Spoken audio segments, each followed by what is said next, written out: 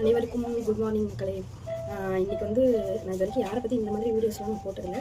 Families நம்ம பார்த்தீங்கன்னா புதுசாக ஒரு கார் வாங்க போகிற ஃபேமிலிஸ் எனக்கு ரொம்ப ரொம்ப ரொம்ப ஹாப்பியாக இருக்குது. ஃபேமிலிஸ் நம்ம இந்த வீடியோ நான் கண்டிப்பாக போட்டே ஆகணும்.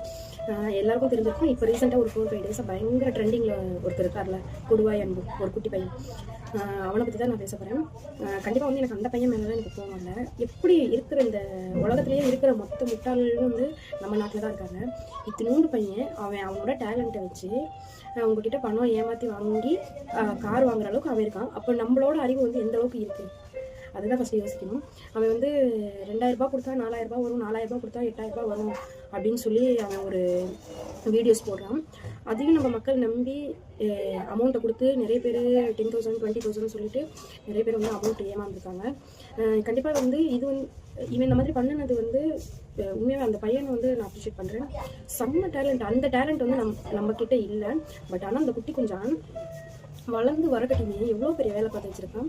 மக்களை வந்து ஸ்கேம் பண்ணி ஒரு கார் வாங்குற அளவுக்கு இருக்கான் அப்படின்னா இன்னும் ஃபியூச்சரில் எவ்வளோ பெரிய வேலையெல்லாம் அவன் பார்ப்பான். கண்டிப்பாக அவனோட சோஷியல் மீடியாவை அவனோட இன்ஸ்டாவை வந்து பிளாக் பண்ணது வந்து ரொம்ப ரொம்ப நல்லதாக போச்சு. இன்னும் மேலும் மேலும் வந்து அவன் இப்போ அசால்ட்டாக அவன் ஃபஸ்ட் டைம் ஸ்கேம் பண்ணும்போதே பல்காக ஒரு ஸ்கேம் பண்ணிட்டான். பல்காக மக்கள் வந்து ஏமாற்றிட்டான். இன்னும் அடுத்தடுத்து அவனுக்கு அந்த வீடியோஸ் போடுறதுக்கான அந்த ஆப்பர்ச்சுனிட்டி எல்லாமே கிடைச்சாலும் அவன் அடுத்தடுத்து மக்களை வந்து எப்படி ஏமாத்துறது, எப்படி சம்பாதிக்கணும் அப்படின்னு சொல்லிட்டு அவன் கண்டிப்பாக யோசிப்பான்.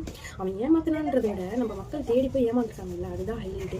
எப்படிங்க அந்த பையன் இத்தினோண்டு ஒரு குட்டி பையன் சொல்கிறான், ஒர்க் ஃப்ரம் ஹோம் 2000 கட்டினா 4000 கிடைக்கும், 4000 கட்டினா 8000 கிடைக்கும்னு சொல்லிட்டு இத்தினோண்டு சில்லு வந்து சொல்லுதுன்னு சொல்லிட்டு நம்ம மக்கள் எப்படி நம்பி அமௌண்ட்டை அனுப்புறீங்க?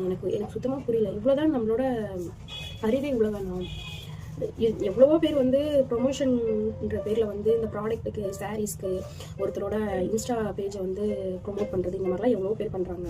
பட் இவன் அவங்களாச்சும் அவங்ககிட்ட கேஷ் வாங்கிட்டு அவங்களோட ப்ராடக்டாக அவங்களோட பேஜை வந்து ப்ரொமோட் பண்ணுறாங்க. பட் இவன் வந்து எவ்வளோ அழகாக ப்ரில்லியண்ட்டாக யோசிச்சு அவன் வந்து மக்களை வந்து ஸ்கேம் பண்ணி இவ்வளோ அமௌண்ட் ஏமாற்றி 20 லட்ச ரூபான்னு சொல்கிறாங்க. அந்த காரு 20 லட்ச ரூபாயில் அவன் அந்த கார் வாங்கியிருக்கான் அப்படின்னா அவனுக்கு அப்போ எந்த அளவுக்கு அவனுக்கு அந்த பேச்சு திறமை இருக்கும். இந்த பேச்சு திறமையை வந்து அவன் வேறு எதிராச்சும் ஒரு நல்ல விஷயத்தில் வந்து அவன் வந்து இந்த எஃபர்ட்டை போட்டான் அப்படின்னா கண்டிப்பாக இந்த ஃப்யூச்சரில் வந்து நல்ல லைஃப் இருக்குது. ஆனால் அதையும் அவன் பேச்சையும் நம்பி மக்கள் ஏமாந்துருக்கீங்க அப்படின்னா என்ன சொல்கிறதுனே எனக்கு தெரியலை.